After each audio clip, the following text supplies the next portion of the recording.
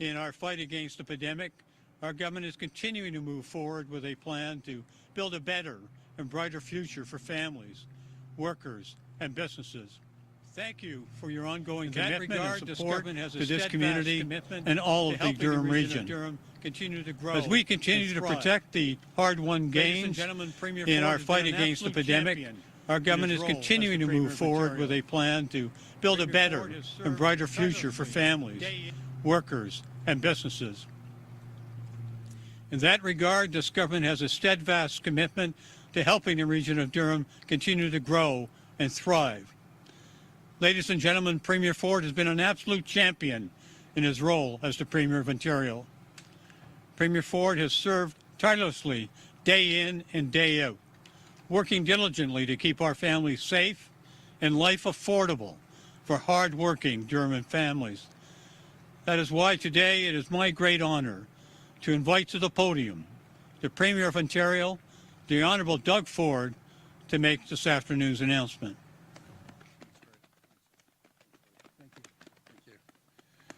Well, thank you so much, Lauren, for that introduction and for the great work that you do for the people of Whitby. It's also great to be here joined by Whitby Mayor Don Mitchell, Clarington Mayor Adrian Foster, and the great Regional Chair John Henry of Durham Region. It's also great to be joined by my all-star team, Minister Mulroney, Minister Betham-Falvey, Minister Piccini, and MPP Thanagaslam. Before I begin, I'd like to address the evolving situation in Ottawa. Police have every tool they need, and their indications we're now starting to see progress. The people occupying Ottawa have been given plenty of time to leave peacefully. They know their consequences for not doing so. And I continue to encourage everyone to leave immediately.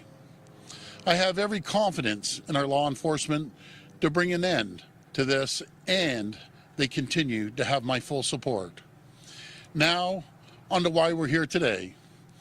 My friends, today's a great day for Durham Region, and it's a day we promised would come when our government was elected, because paying to use Highways 412 and 418 is an unfair burden for drivers in this region. It costs residents and businesses more of their hard-earned money just to get around their own communities. In fact, Highways 412 and 418 are the only tolled north-south highways in Ontario. It's costly and unfair.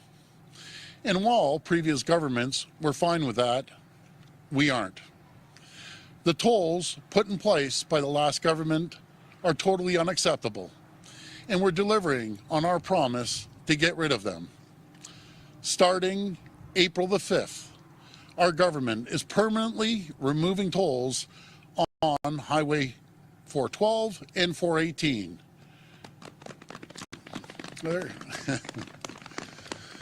They're gone, they're done. Getting rid of these tolls will bring real, tangible relief to the people of Durham and surrounding regions. It will cut costs for families and provide more travel options for residents, helping reduce gridlock on local roads all across Durham Region. And it's going to help local businesses be more competitive by making it easier for folks to get to them. We know that this pandemic has been tough enough on people and businesses. Removing these tolls, putting money back in the pockets of hardworking Ontarians, is the right thing to do. And I need to give a shout out to Minister Betham-Falvey, who's here with us today. Like MPP Co., he's been advocating for this since the beginning. And I'd also like to give a shout out to Minister Mulroney for all the tremendous work she does. Because they know, like we all do, that drivers around here have sat in gridlock for far too long. Time that should be spent with family and loved ones. My friends, that should never be the case, and we're delivering on our promise to keep Ontario moving. This government is saying yes to finally building badly needed new highways like the Bradford Bypass and Highway 413. We're saying yes to investing to improve, build, expand, and repair Ontario's highways and bridges. That means moving forward with over 570 projects that are underway or in the planning stages. And I'm so proud of the work our government is doing to build a stronger, more resilient, and more connected province, while not placing any more cost on the backs of hardworking people and families. Friends, our province has come so far. We can't afford to go back to the politics of no. Instead, our government is saying yes. Yes to building, yes to investing, and yes to growing. Friends, let's say yes to a better and brighter future that the people of Ontario deserve. I want to thank you, and God bless the people of Ontario. Thank you. We'll now take questions from the media one at a time from the microphone. If media with questions could please form a line behind me. It'll be one question and one follow-up per reporter. Premier Ford, Tim Kelly from Durham Region Media. I wanted to ask you, I asked you about a year ago about removing the tolls from these highways, and you said at the time that you said it would take until these highways were paid for. But now you're removing the tolls on April 5th. So I would ask you, what has changed in that time, and why are they being removed now? What took so long? Tim, first of all, I trust your comments, and you did your due diligence. I also remember when I got elected, we said we're getting rid of them. And, you know, over what has changed over the last 2 years, obviously, the burden on the backs of business and people have been tremendous. This pandemic has put a tremendous amount of burden on families. It's time that we give back to the people of Durham and the region. We're avoiding gridlock now. People are going to be able to go on 412 and 418. And I just want to remind you, the person that put these tolls in was Stephen Del Duca. He was the architect of this. He said, he was quoted, he will never get rid of tolls. Well, we don't believe that. We believe we should move forward and put more money into people's pockets instead of the government's pocket. Well, you were elected over 3.5 years ago. Was it possible that back then, just months after you were elected, you could have removed the tolls at that time? Why didn't you do it then? Well, Tim, good question again. There was a lot of issues, and we made a lot of progress in putting money back into people's pockets. And some things don't happen overnight, but at the end of the day, these tolls are gone. And people are going to be able to hop on the 412 and 418 and be able to get from point A to point B in a lot quicker fashion. They're going to be able to get home a lot quicker. And I think this is a real positive move for the people of Durham and the surrounding region. Premier Ford, Fraser Snowden with Global News. Hi, Fraser. We heard you say in a video that a lot of people have seen a couple of weeks ago that you were looking at getting rid of masking as well. We know the passport is on its way out in a couple of weeks, but we did hear that you did say that about masking as well. What makes you think that masking might be a good thing to remove when we're still in the thick of a little bit of an issue? Yeah, well, what I do, as I listen to health and science, I've listened to the recommendations from Dr. Moore, and I'll continue to wait for the recommendations of Dr. Moore. He's sent recommendations in as we're winding down, and I'm going to follow his advice. Follow-up, is there any indication of when that might be? Are we looking at a month, 2 months, 3 months? You know something? I'll wait for the recommendations from Dr. Moore, as I've followed right from day one. We have a great plan. We had a great plan all the way back to the beginning of January. We're going to follow that plan. We're going to do it cautiously and move forward cautiously. And, you know, I've been accused of being the most cautious leader in North America when it comes to this pandemic. I'm going to continue being cautious.